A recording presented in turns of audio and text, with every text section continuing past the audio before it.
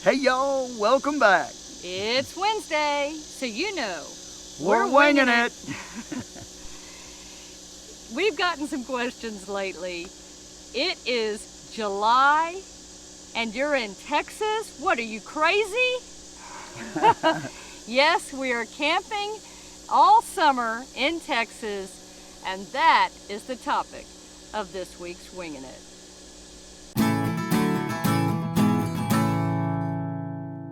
Okay, just to fill you in case you're not familiar with the rules of Wingin' It. We set the timer on my phone for 10 minutes. We talk about the topic. When the timer goes off, we wrap things up. Totally unscripted, unedited. And you get what you get. Yes, you do. And we're winging it. So, yes, it is July. It is And it's hot. hot. Luckily, it's early evening here. It's not too bad, but it's still toasty out here. It's humid. Yeah, it's humid. Moist. Yeah. But, you know, this year, well, first of all, we're in Texas. We're RV Texas, y'all. Right. You know, we want to cover this state and all of the campgrounds to have videos for you guys, knowing what our experience is like, so you can find some new places, hopefully, that you can camp at. And there are so many great campgrounds and places to go and explore all across Texas. Yes. That to realistically think we're going to cover those all in the cooler months, it's not really very realistic. No, and it's one of those things too that some of these places, like a lot of them that we're at this summer, they are summer places. Right. The place we just came from, they're even closed during the winter months. Yeah, there are some seasonal Yeah, campgrounds. and we didn't even know that till we went there, that it was seasonal, or is seasonal. Right. So, but, yeah, first of all, you know, we're from Texas, so it's not like we're not used to the heat. Right. That's why we don't wrinkle. That's why we look so young. Tom's really 98, but Yeah, you never know. You never know. But no, we and my folks, we want to stay close-ish to the Houston area where they're at, in case they need things, and that's been good. Mm-hmm. So that's part of the factor as well. I mean, last summer we obviously were out of the state of Texas, and we loved every single minute of it. And yes, it does seem to be crazy to be here in Texas when we could be in the middle of Yellowstone in, 70-degree temperatures and Wyoming. You know, somewhere where you're in elevation and it's, 80 degrees instead of 100. That's coming. That's going to happen. But we also want, the RV industry right now, guys, is going crazy. Yeah. They are selling a ton of RVs right now. So people are going to be looking for places to go camping. And Stacy and I lately, over the last, since we took off from, the lockdown, we've stayed in a lot of different types of campgrounds that, a few years ago we didn't even know existed. Right. And I think a lot of folks out there don't know they exist as well. And I got to tell you, most of them are pretty cool places. I mean, they're like hidden gems, and there's open camping at all of these parks. Now on the weekends, maybe not so much, but during the week at every single campground we've stayed at, there has been availability. Absolutely. And we've been staying in places so far, River Authority parks. We've stayed at Lower Colorado River Authority parks. We've stayed at La Vaca Navidad River Authority Park. We've stayed at a Corps of Engineer parks. Couple of Corps of Engineer parks. Trinity River Authority Park. National Forest Park. That's where we're at today. Exactly. So, and we've got some more state park visits coming up.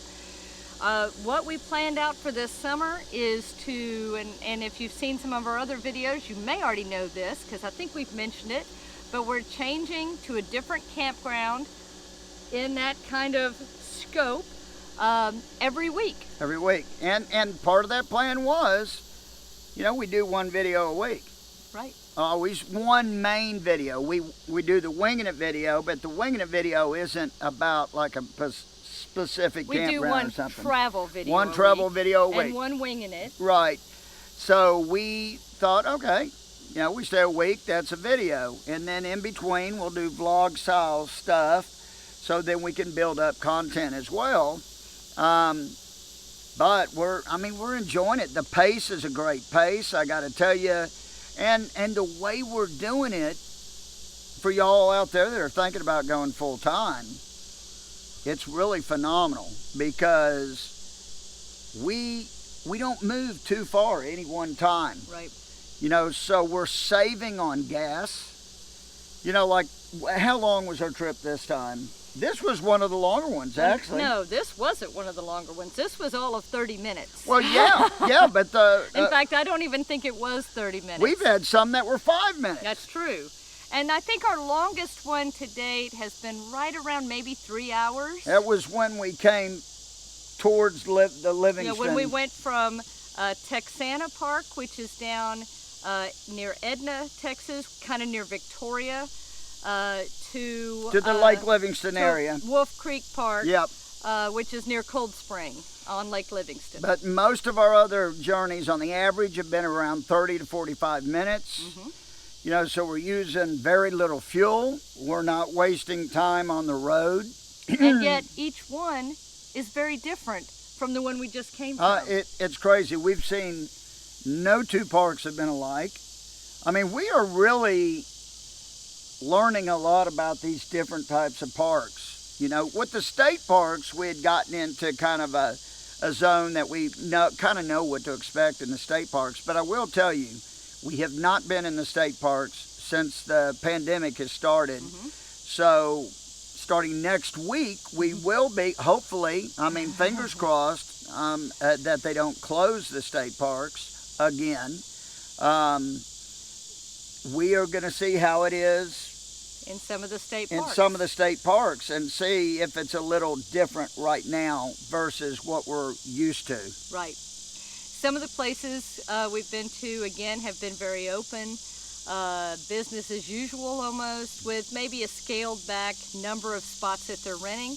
Other places, they're not, you know, some of them are not renting things like kayaks. Some of them have closed their playgrounds. Some of them have, you know, taken down the volleyball net if they had a volleyball court right now, temporarily. So, you know, it's interesting though. We've been in some spots that have had, right now, the spot we're parked in, it's in a national forest park, and holy cow, guys, our pull-through site is giant. Yeah. Giant.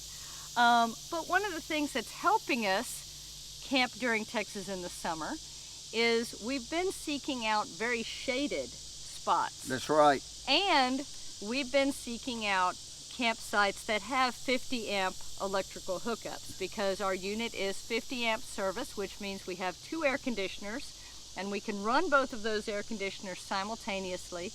And we've made a few other tweaks to the rig over the last year or so to make it kind of a little more insulated, a little cooler on the inside. Yeah, because last year, before we did our big trip going up north and going through Theodore Roosevelt and Yellowstone, Grand Tetons, all those, we were up in Peladero Canyon State Park and we roasted. We didn't have the things that we've added over the last year since then, and it was really pretty hilarious. Stacy was putting up blankets inside to cover the windshield on the inside to try to keep some of the heat out, because we were parked where the sun, as it was setting, was just coming directly into the coach, and our ACs could not keep up, and it was a little bit miserable. This summer we've had none of that. No, and so a lot of the things we've learned, we're kind of piecing together, And, you know, I think we'll probably be putting together a video for you in the future Yep. about tips for camping in the summer. Oh, I think so. And being more comfortable, because we have learned a ton, and yeah, it has not been really uncomfortable for us at all inside the RV. But wait, there's more. Because in a couple weeks or a few weeks, we just noticed that one of these campgrounds, why we did it, I'm not quite sure. We picked that it only has 30 amp hookup, which that means we're only going to be able to run one AC. Now, we have a shaded spot, I'm sure. We wouldn't have picked that without a very shaded spot. So we're going to be there for a week, and you're going to find out. It's a grand experiment. It's a grand experiment. We're going to see. We're doing it for you. Yeah. We'll see. We're going to stick it out. We'll see if we're miserable or if we enjoy it. There we go. Yep. So yeah, so that's why we're still in Texas this summer. First of all, I mean, guys, there is tons to see and do all across this great Lone Star State. And there's a lot of folks that, you know, they don't have the vacation time to travel outside of the state of Texas during the summer. And so we're wanting to show you too a lot of the things that are out there that you can have a great time and get out and away from your everyday life. Get into nature. Can you hear the... Well, also the parks too. Not during the summer, if people can get a weekend away here or there, these are going to be other options. Like I said, a lot more people are going to have RVs after this, so you need more options, and we're seeing many more options that I'm telling you, a couple years ago, Stacy and I didn't even know they existed. So I hope it's helping you make your list. We're going to have a ton of travel videos coming up, a lot of park review videos, so stick with us for that. Make sure you're subscribed if you haven't already, so you'll be with us for the fun. Keep on winging it, y'all, and we will see you on Sunday. Until then, safe travels. And happy camping. Bye. Bye.